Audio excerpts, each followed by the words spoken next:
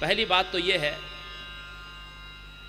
कोई दिव्य वस्तु आपको यदि प्राप्त हो तो उसका प्रदर्शन नहीं करना चाहिए। सत्राजित के जीवन में बहुत संकट आए। श्रीमद् भागवत में इस कथा का और बड़ा विस्तार है कि मणि भगवान ने जब ला करके दी तो उसके बाद में फिर सत्राजित की हत्या इसी मणि के कारण हो गई।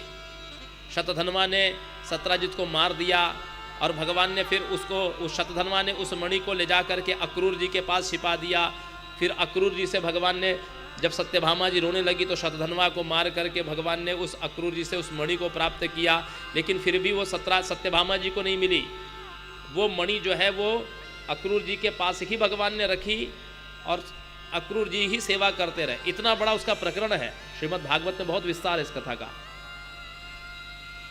और इसी कारण से जो विद्वज्जन थे द्वारिका के, उन्होंने सत्राजित को पहले चेतावनी दी कि देखो ये मणि तुम भगवान के पास रख दो, क्योंकि यदि तुम्हारे पास ये दिव्य वस्तु रहेगी तो तुम्हारे प्राणों को संकट है। लेकिन सत्राजित ने सोचा कि मैं अपने इष्टदेव की दी हुई वस्तु कैसे दे दूं, और इस कारण से उन्होंने कुछ भी कहे बिना वो चले गए।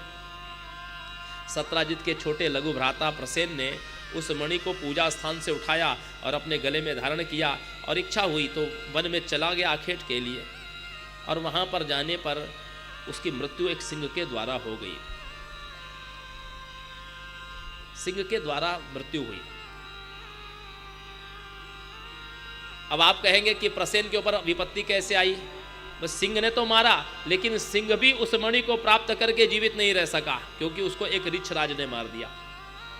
अर्थात वो सिंह भी उस मणि को प्राप्त करके जीवित नहीं रह सका, ऋक्षराज ने उनको मार दिया। ऋक्षराज कौन है?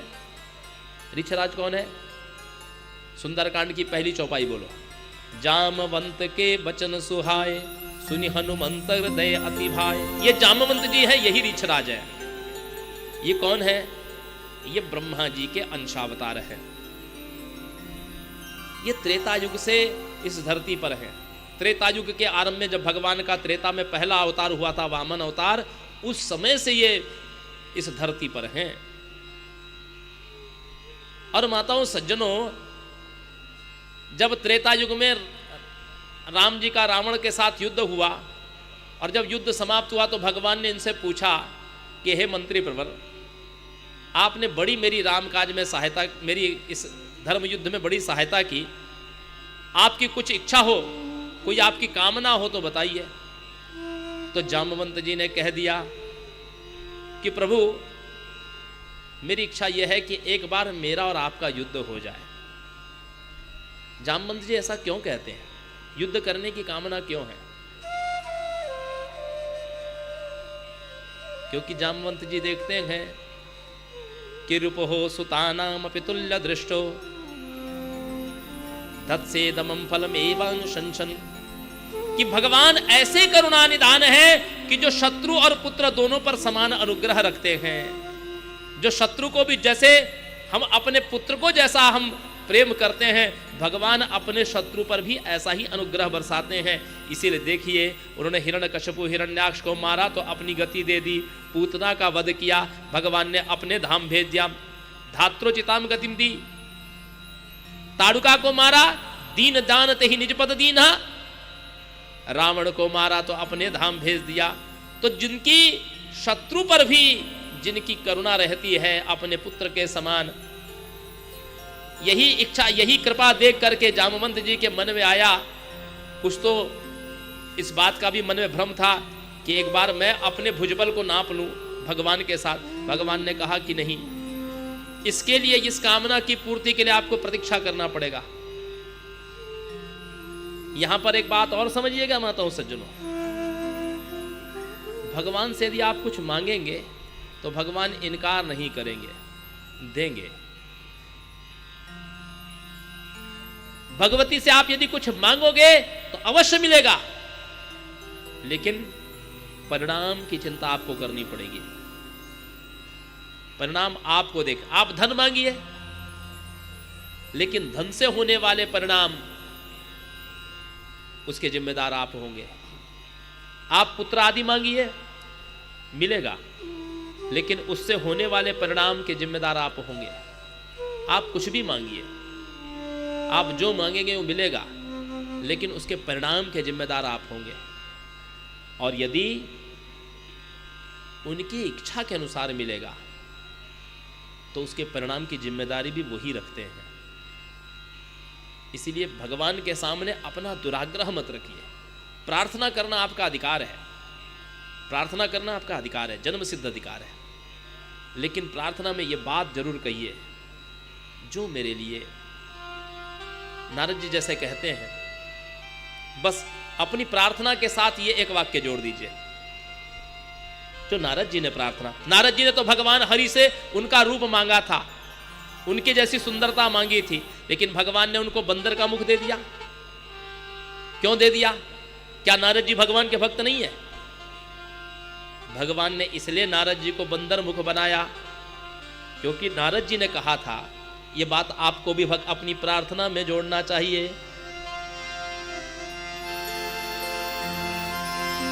जेहि विधिनाथ होई हित मोरा, करो सो बेग दास में तोरा। बोलिए, मेरे पीछे बोलिए, जेहि विधिनाथ होई हित मोरा, जेहि विधिनाथ होई हित मोरा, करो सो बेग दास में तोरा, करो सो बेग दास में तोरा। अपनी जितनी भी कामनाएं हैं उनके साथ ये बात यदि जोड़ दी जाए कि प्रभु जिसमें मेरा कल्याण हो, जिसमें मेरा हित हो, वही आप करिए, शीघ्र करिए, करो सो बेग, क्योंकि मैं आपका दास हूं। फिर भगवान को चिंता हो जाती है कि मांगा जो आपने है उसमें आपका कल्याण है कि नहीं है, ये चिंता फिर उनको करनी पड़ती है। इसलिए सज्जनों माताओं, लेकिन जामवंत जी ने यह बात नहीं कही, उन्होंने तो केवल कहा कि प्रभु मुझे आपके साथ युद्ध करना है। भगवान ने कहा तो फिर प्रतीक्षा करो द्वापर के अंत तक, द्वापर के अंत तक प्रतीक्षा करो। कितने साल? 8 लाख, 8.5 लाख वर्ष तक रुको इसी धरती पर। 8.5 लाख वर्ष से जामवंत जी प्रतीक्षा कर रहे थे। इधर द्वारिका में यह समाचार फैल गया कि लगता है प्रसेन को श्री कृष्ण ने मणि के लोभ से मारा है, क्योंकि श्री कृष्ण ही मणि चाहते थे। उनके सब अनुचर भी यही चाहते थे कि यह मणि श्री कृष्ण के पास रहे। भगवान ने देखा कि मैंने चौथ का चांद देखा है। जैसे चौथ का चांद हम लोग त्यागते हैं, भाद्र शुक्ल चतुर्थी को हम चंद्रमा का दर्शन नहीं करना चाहते, क्योंकि उस दिन का चंद्रमा गणेश जी द्वारा श्रापित है। उस दिन जो चंद्रमा का दर्शन करता है उसको मिथ्या कलंक लगता है, झूठा कलंक लगता है। और यदि मान लीजिए आपने चौथ का चांद देखा हो, तब क्या करेंगे आप? तो ये जो कथा मैं कह रहा हूं, इस कथा को किसी से सुन लेना या किसी से कह देना तो आपका वो दोष समाप्त हो जाएगा। कौन सी कथा? यही कथा जो भगवान श्री कृष्ण ने चौथ का चांद देखा था, जिसके कारण उन पर चोरी का आरोप लगा। भगवान नागरिकों को लेकर के वन में गए और वन में देखते हैं कि प्रसेन का शव और उसके बाद सिंह का भी शव दिखाई दिया। एक गुफा दिखाई दी। भगवान ने कहा आप सब यही प्रतीक्षा करो, मैं शीघ्र गया और आया। भगवान जब गुफा में प्रविष्ट हुए तो भगवान देखते हैं कि एक बालक उस मणि के साथ खेल रहा है। उस मणि को भगवान ने लेना चाहा और उसी समय जामवंत जी आ गए। जामवंत जी के साथ भगवान का युद्ध होने लगा। युद्ध तो बहुत दिन चला, युद्ध 27 दिन चला माताओं सज्जनों।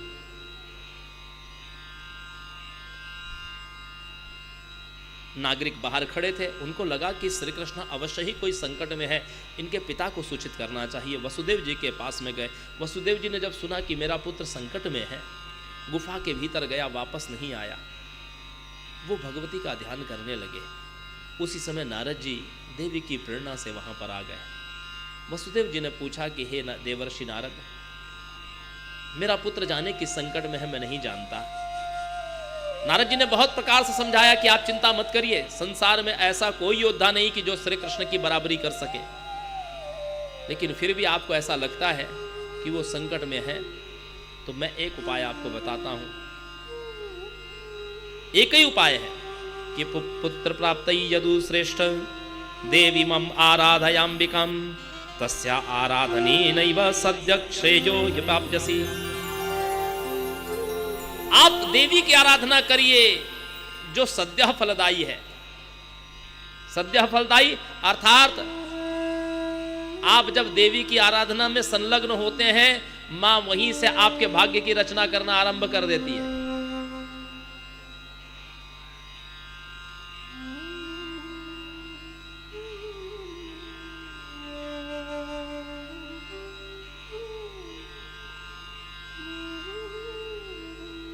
देवी की आराधना, ये कौन है? देवी कौन है? नारद जी कहते हैं, जिनके द्वारा इस सृष्टि प्रपंच की रचना होती है वही पालन शक्ति है, वही अनंत कोटि ब्रह्मांड की जननी है। वसुदेव जी कहते हैं कि जब मेरे 6 पुत्र मारे गए थे मथुरा के कारागृह में कंस के द्वारा, उस समय एक बार गर्ग ऋषि मेरे यहाँ पर आए। गर्ग ऋषि हमारे पुरोहित हैं, और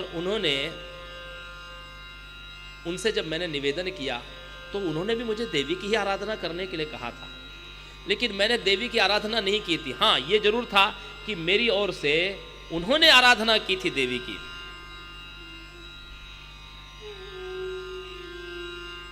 गर्ग ऋषि ने देवी की आराधना विंध्य पर्वत पर की थी अपने शिष्यों समेत, और भगवती ने गर्ग ऋषि को दर्शन दे करके यह बात बताई थी कि अब वसुदेव के पुत्र नहीं मारे जाएंगे। विष्णु के अंशभूत भगवान श्री कृष्ण प्रकट होने वाले हैं, और उनसे पूर्व उनकी तामसी कला अनंत शेष भगवान बलराम जी प्रकट होने वाले हैं। इन दोनों की मैं रक्षा करूंगी। एक रोहिणी के गर्भ से प्रकट होंगे और एक देवकी के गर्भ से प्रकट होंगे। और प्रसन्न होकर के गर्गाचार्य जी ने मुझे आश्वस्त किया था कि अब से तुम्हारे पुत्रों का वध नहीं होगा। लेकिन चूंकि मैंने देवी की आराधना नहीं की है, तो मैं नहीं जानता कि उनकी आराधना कैसे की जाती है, कितने दिन की जाती है।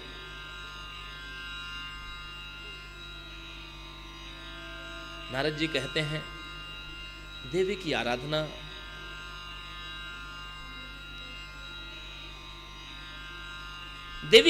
तो ये शरीर कर ही रहा है, बस जान लो। हम नित्य मां का जप कर रहे हैं, लेकिन हमको पता नहीं है। जैसे कोई अंधा अचानक से मंदिर में पहुंच जाए,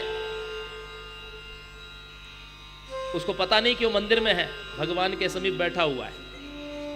ठीक उसी प्रकार हम देवी का नित्य जप कर रहे हैं, लेकिन हमको पता ही नहीं है, ज्ञान ही नहीं है। कैसे कर रहे हैं? ये जो आप श्वास लेते हो ना 21,600 बार, ये देवी का जप है। इसमें जो आप सोहम हमसहा अर्थात जो आप सांस लेते हो तो कहते हो सो, श्वास छोड़ते हो तो कहते हैं हम, सोहम। ये सोहम हमसा जो आपकी श्वास कह रही है, इस गायत्री का नाम है अजपा गायत्री, और आप प्रतिदिन 21,600 बार जप करते हो। कभी कभी आप या प्रतिदिन आप अपने घर में मंदिर में आप माला घुमाते होंगे, तो 5 माला 10 माला आप घुमाते होंगे। आपको लगता होगा कि हम केवल उतनी जप कर रहे हैं ना, आप तो सोते उठते बैठते जागते 21,600 बार प्रतिदिन जप कर रहे हैं। लेकिन आपने उस जप को कभी निवेदन नहीं किया, आपने उसका कभी संकल्प नहीं छोड़ा। साधक जो होते हैं, साधक तो प्रतिदिन सबसे पहला संकल्प ही यही लेते हैं, अद्यतन सूर्योदयात् आरभ्य श्वस्तन सूर्योदय पर्यंतम श्वास क्रिया भगवता कारितम। ब्रह्मा विष्णु महेश जीवात्मा परमात्मा गुरु प्रीत्यर्थम अजपा गायत्री जपमहम करिष्ये। कितना? 6,000 सहस्र संख्याक।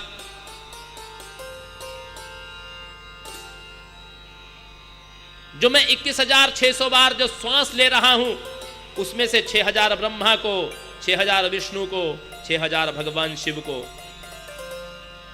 600 गणेश जी को,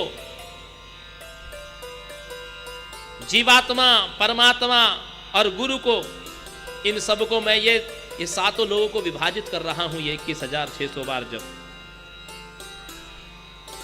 फिर सुबह उठते हैं, फिर संकल्प लेते हैं। पहला संकल्प होता है यस्सं सूर्योदयात् आरभ्य अद्यतन सूर्योदय पर्यंतम श्वास क्रिया भगवता कारितम अजपा गायत्री जपमहम भगवते समर्पयामि। अर्थात मैंने जो पिछले सूर्योदय से लेकर के अभी के आज के सूर्योदय तक जो मैंने जप किया है, वो सब मैं भगवान को भगवती को समर्पित करता हूं। केवल आपके समर्पित कर देने मात्र से ये श्वास आपकी पवित्र हो गई, ये जप में आ गया आपके गिनती। यदि आपको ज्ञान हो जाए कि आप जप कर रहे हैं, जैसे आप मंदिर में जप करते हैं माताओं सज्जनों, तो माला आपकी चलती रहती है, उस समय कोई व्यक्ति आपसे कुछ पूछता है तो आप उसको इशारे से कहते हो माला पहले हो जाए मेरी, फिर मैं बताती हूं, ऐसा आप इशारा करते हो। यदि आपको पता चल जाए कि ये श्वास आपकी लगातार गायत्री जप कर रही है, तो विचार करिए कि आप पाप करेंगे? आपसे पाप नहीं होगा, क्योंकि आपको पता चल जाएगा कि इस समय मेरा जप चल रहा है, वो भी गायत्री जप। फिर भी नारद जी कहते हैं कि देवी की आराधना करना हो, देवी की आराधना यदि करना हो तो देवी भागवत का आश्रय लेना चाहिए। देवी की आराधना 9 दिन की होती है। नवरात्र 9 दिन का है। 9 ही दिन क्यों? 9 दिन इसलिए माताओं सज्जनों, क्योंकि 9 एक पूर्णांक है। एक संख्या में सबसे बड़ी संख्या 9, एक संख्या में सबसे बड़ी संख्या 9 है।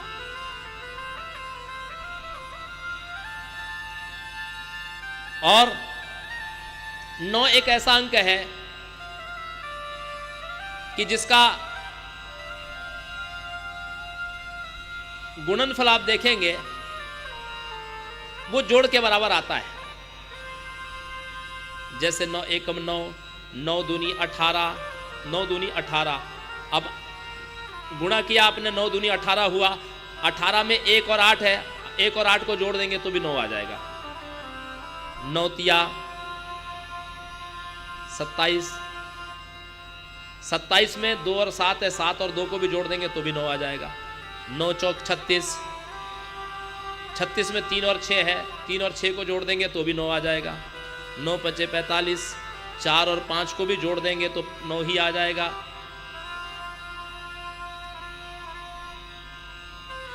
9 छक्के 54, 5 और 4 को जोड़ देंगे तो 9, 9 अठे 63, 9 नाम 72, 9 अठे 72, 9 नाम 81, 8 और 1 9, 7 और 2 9, 6 और 3 9, 9 और 0 9, 9 पूर्णांक है। अर्थात ये 9 दिन की देवी की आराधना का अर्थ यह है कि एकमात्र देवी ही पूर्ण है। दूसरा, ये तो खैर सामान्य सी बात हो गई। आपने श्रीमद् भागवत की कथा में एक प्रसंग सुना होगा कि 7 दिन का जब सप्ताह हुआ तो 7 दिन के सप्ताह में धुंधुकारी एक बांस, एक पोले से बांस के भीतर बैठा था, जिसमें 7 गांठें थी, 7 ग्रंथियां थी, और प्रतिदिन की कथा से एक एक ग्रंथि फटती थी, और 7 दिन में 7 ग्रंथि फटने से वो धुंधुकारी प्रेतत्व से मुक्त होकर के देव स्वरूप हो गया, चतुर्भुज रूप हो गया। ये ग्रंथि क्या है? ये कौन सी ग्रंथि फट रही है? माताओं सज्जनों ध्यान दीजिएगा, हमारा शरीर ही बांस है, 7 ग्रंथियों वाला बांस है। इसमें 7 ग्रंथियां कौन सी है जो योगी लोग बताते हैं? पहला है मूलाधार, दूसरा है स्वादिष्ठान, तीसरा है मणिपुर, चौथा है अनाहद, 5वां है विशुद्धाख्य, 7वां है आज्ञा और 8वां है 7वां है सहस्रार। मूलाधार, स्वादिष्ठान, मणिपुर, अनाहद, विशुद्धाख्य, आज्ञा और सहस्रार, ये 7 चक्र है। ये तो सभी योगी लोग जानते हैं, लेकिन देवी भागवत एक ऐसा ग्रंथ है जो और 2 चक्रों की बात करता है। देखिए, मूलाधार आपका मेरुदंड के नीचे है, स्वादिष्ठान आपका पेडू के पास में है, मणिपुर आपका नाभि देश में है, अनाहत चक्र आपका हृदय देश में है, विशुद्धाख्य चक्र आपका कंठ देश में है, आज्ञा चक्र आपका भ्रूमध्य में और सहस्रार चक्र आपका ब्रह्मरंध्र में है। लेकिन 2 चक्र और हैं। ये 2 चक्र कहाँ हैं? एक ये है आपका रोधिनी चक्र, ये देखिए जहां हमने तिलक लगाया है, ये एक चक्र और है, आज्ञा चक्र ये हो गया, और ये है रोधिनी चक्र। और उसके बाद यहां पर होता है कैलाश चक्र, ये कैलाश चक्र। ये टोटल 9 चक्र होते हैं। और देवी साक्षात इस शरीर के भीतर विद्यमान है। कुंडलिनी शक्ति ही साक्षात देवी है। हमारे आपके शरीर में इस समय भी मां मौजूद है, उपस्थित है। उन देवी को यहां पर विराजमान शिव के साथ में उनका एकीकृत करना, यही जीव मात्र का परम लक्ष्य है। ध्यान दीजिएगा, कोई आपसे पूछे कि मनुष्य जन्म क्यों हुआ, तो मनुष्य जन्म का एकमात्र लक्ष्य यही है कि अपने भीतर की कुंडलिनी रूपी भगवती जगदम्बा को व्यक्ति जगाए, सुषुप्त अवस्था में जो पड़ी है उनको जगाए, और उनको जगा करके यहाँ ब्रह्मरंध्र में जो शिव विराजमान है उनसे उनकी भेंट करा दे, उनसे उनका मिलन करा दे।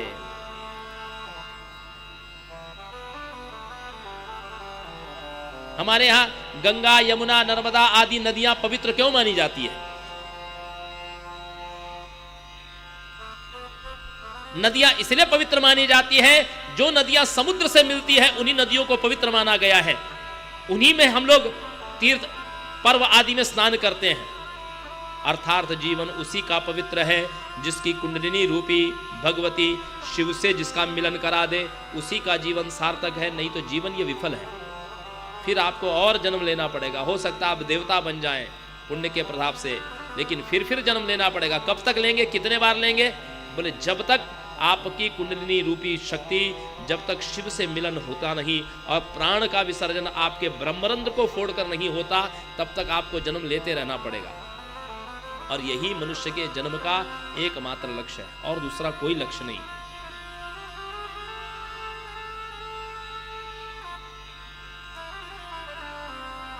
जगत का व्यवहार वो सब अलग विषय है।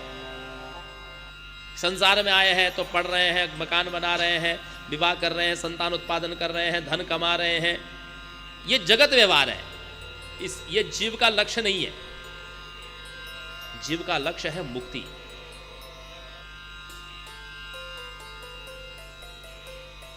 जैसे सेंट्रल जेल में जो कैदी है, वो खटिया बुन रहा है, दरी बना रहा है, कपड़े बुन रहा है, कंबल बना रहा है, फर्नीचर बना रहा है। क्या कैद में वो इसीलिए आया है? वो तो कैद की अवस्था में उसके व्यवहार हैं। उसका लक्ष्य है मुक्ति। कैदी का लक्ष्य क्या है? कारावास में बंद कैदी का उसका लक्ष्य है मुक्ति। उसको कारावास से बाहर निकलना है।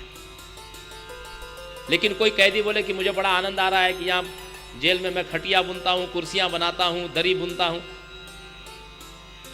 ये आप इसके लिए नहीं आए हो। आपको मुक्त होना है।